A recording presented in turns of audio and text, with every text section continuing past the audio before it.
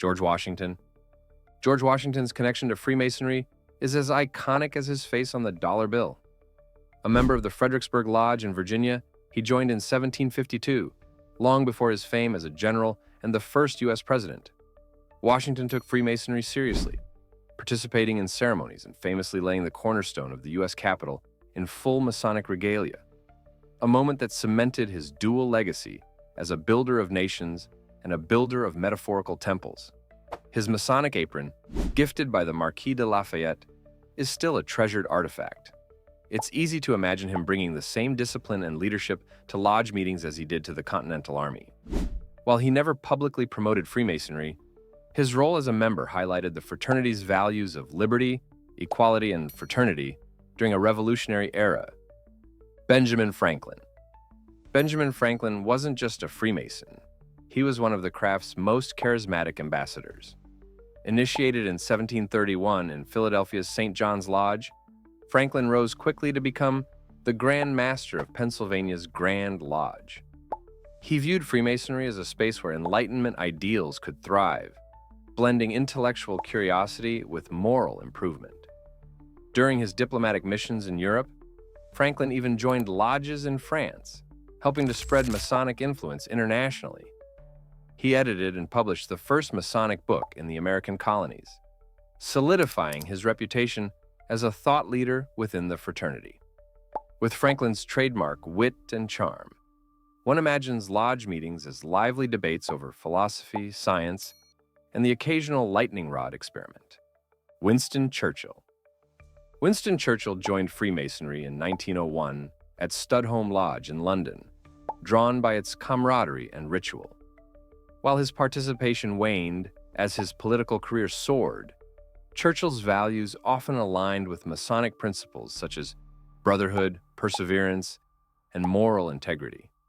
It's easy to picture him commanding attention in a lodge meeting, cigar in hand, delivering a speech about resilience, something Freemasons likely appreciated as much as his wartime allies did. Though he wasn't an active Mason in his later years, the fraternity's influence on his early life remained part of his journey. Churchill probably enjoyed the order's ceremonial flair, as secrecy and symbolism paired well with his love for history and tradition. After all, who better than Churchill to blend strategy and ritual with a touch of theatricality? Theodore Roosevelt. Theodore Roosevelt's connection to Freemasonry was as robust as his personality. Initiated in 1901 into Mattinecock Lodge number 806 in Oyster Bay, New York, he quickly embraced the fraternity's ideals of self-improvement, community service, and leadership. For a man who believed in living vigorously, Freemasonry must have felt like another arena to channel his boundless energy. Roosevelt famously attended lodge meetings during his presidency, demonstrating his belief that Freemasonry's principles of equality and moral rectitude complemented his progressive policies. One can imagine him shaking hands enthusiastically and discussing lodge affairs with the same fervor he reserved for his national parks. Whether in politics or Masonry, Roosevelt's motto seemed to be the same: leave everything better than you found it. Wolfgang Amadeus Mozart. Mozart joined the Viennese Freemasons in 1784, seeking intellectual stimulation and camaraderie during a time of personal and professional challenges. His passion for the fraternity was evident in his music, with several compositions directly inspired by Masonic themes, such as the Magic Flute, which is often considered a celebration of Masonic ideals. Mozart found solace in the lodge's atmosphere of mutual respect and philosophical exploration, which aligned with the Enlightenment spirit of the era. For a man known for breaking musical conventions, Freemasonry's focus on harmony and moral order must have been a refreshing balance. His deep engagement with the fraternity left a legacy that extended beyond his music, as he helped solidify Freemasonry's connection to the arts. Mozart's lodge likely appreciated having a composer on hand to provide an unforgettable soundtrack to their meetings. Mark Twain. Mark Twain's time as a Freemason was as colorful as his writing. Initiated in 1861 at Polar Star Lodge number 79 in St. Louis, Twain's involvement in the fraternity provided him with a first-hand look at its rituals, camaraderie, and occasional eccentricities. Ever the satirist, Twain likely found plenty of inspiration in the symbolic gestures and secretive atmosphere, even as he respected the order's commitment to moral and personal development. While his tenure as a Mason was brief, he withdrew after a few years. It left an impression on his storytelling. One imagines Twain quipping about the overly serious members of the lodge, while secretly admiring their dedication. His departure wasn't out of disdain, but likely due to his restless nature and wanderlust. Johann Wolfgang von Goethe. Goethe joined Freemasonry in 1780, becoming a member of Amalia Lodge in Weimar, Germany. For the polymathic author of Faust, Freemasonry was a perfect match for his philosophical explorations of morality, spirituality, and human nature. Goethe saw the fraternity as a microcosm of the universe, where individual improvement could lead to collective progress, a theme that resonated deeply in his works. His lodge meetings likely felt like literary salons, with Goethe leading discussions that blurred the lines between allegory and ritual. Through Freemasonry, Goethe found a structure that complemented his intellectual pursuits, allowing him to delve into metaphors of light, darkness, and transformation. The fraternity offered him a community of like-minded individuals who shared his belief in the power of enlightenment. Oscar Wilde. Oscar Wilde's brief dalliance with Freemasonry was as flamboyant as the man himself. Initiated at Oxford University's Apollo University Lodge, Wilde likely saw Freemasonry as an opportunity to indulge his love for ritual and symbolism. With his characteristic wit and theatrical flair, Wilde probably treated the lodge meetings as another stage, entertaining fellow Masons with epigrams and dramatic gestures. However, his stay in Freemasonry was short-lived. He resigned after failing to advance to the next degree. It's easy to imagine Wilde quipping about the experience in his typically sardonic style, perhaps lamenting that the lodge robes lacked sufficient flair. Still, his brief membership reflected his fascination with mysticism, secrecy, and the theatricality of life. John Wayne. John Wayne, the iconic Hollywood cowboy, joined Freemasonry in 1970 at Marion McDaniel Lodge No. 56 in Tucson, Arizona. Known for his rugged masculinity and larger-than-life screen presence, Wayne likely saw Freemasonry as a brotherhood that echoed the values of loyalty, honor, and perseverance he often portrayed in his films. While his Masonic career began late in life, Wayne embraced the fraternity with enthusiasm, even becoming a 32nd degree Scottish Rite Mason. The symbolism and traditions of Freemasonry probably appealed to his love of heritage and history. One can imagine him addressing his lodge with the same commanding voice he used to rally troops in his war movies. True to his enduring legacy, Wayne brought a touch of Hollywood grandeur to the craft. Harry Houdini. Harry Houdini, the legendary escape artist, had a flair for the dramatic that fit right in with Freemasonry's rituals and mysteries. Initiated into St. Cecile Lodge No. 568 in New York City in 1923, Houdini's passion for uncovering secrets extended to the fraternity's esoteric teachings. Though his time in Masonry was short-lived due to his untimely death, Houdini was reportedly fascinated by the symbolism and allegories of the craft. Given his knack for showmanship, one imagines him offering to add a little razzle-dazzle to lodge ceremonies, perhaps a dramatic entrance involving chains and padlocks. Houdini's inquisitive nature likely resonated with the fraternity's emphasis on self-discovery and enlightenment.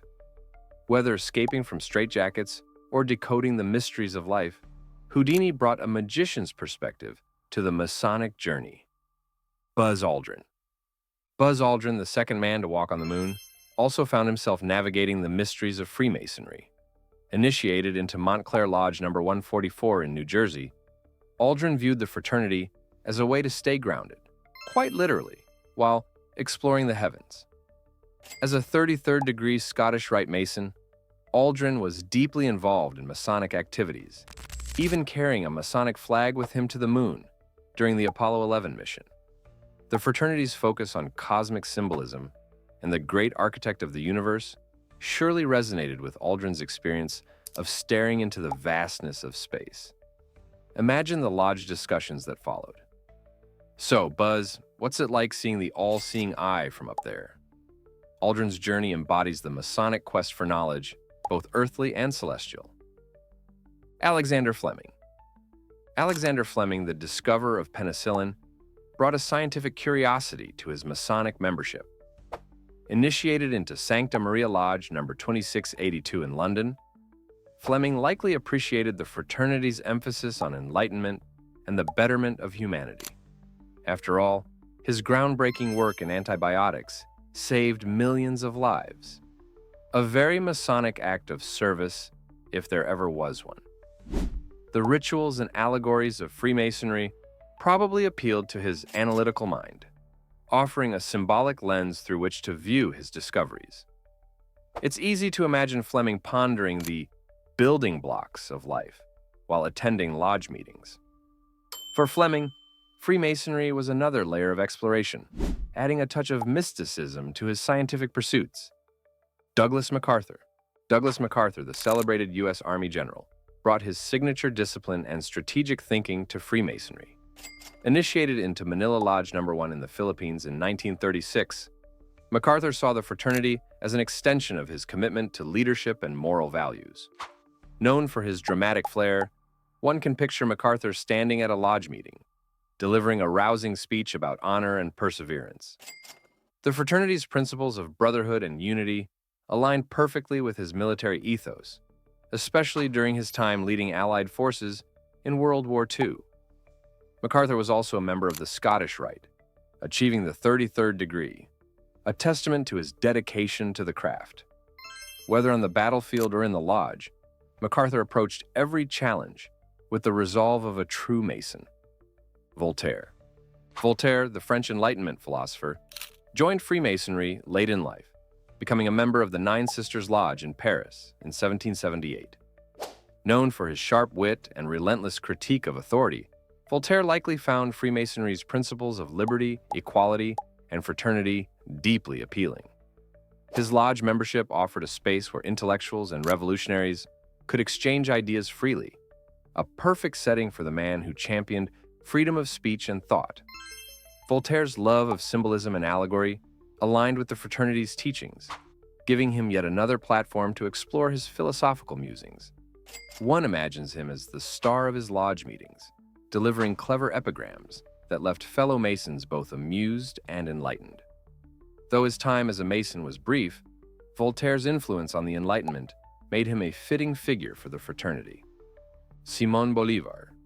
Simón Bolivar, the liberator of South America, found inspiration and camaraderie in Freemasonry during his revolutionary quest. Initiated in a Spanish lodge during his time in Europe, Bolivar embraced the fraternity's ideals of freedom, equality, and brotherhood.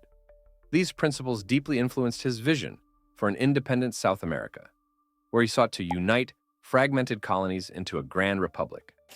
Freemasonry also provided Bolivar with a network of like-minded revolutionaries who shared his dream of liberation.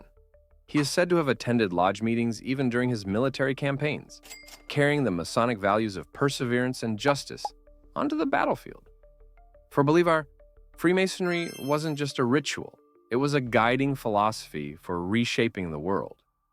Henry Ford. Henry Ford, the automotive pioneer, saw Freemasonry as a natural extension of his belief in self-improvement and hard work. Initiated into Palestine Lodge No. 357 in Detroit, Ford valued the fraternity's emphasis on moral development and community service. Known for revolutionizing the automobile industry with the assembly line, Ford's innovative spirit likely resonated with Freemasonry's focus on building a better world. His lodge meetings might have included discussions about engineering metaphors and Masonic symbolism. After all, constructing a temple and assembling a car aren't entirely dissimilar. Ford's philanthropy and contributions to society reflected the fraternity's teachings, proving that even industrialists can appreciate the craftsmanship of life. True to form, Ford brought a mechanical precision to everything he touched, including his Masonic journey.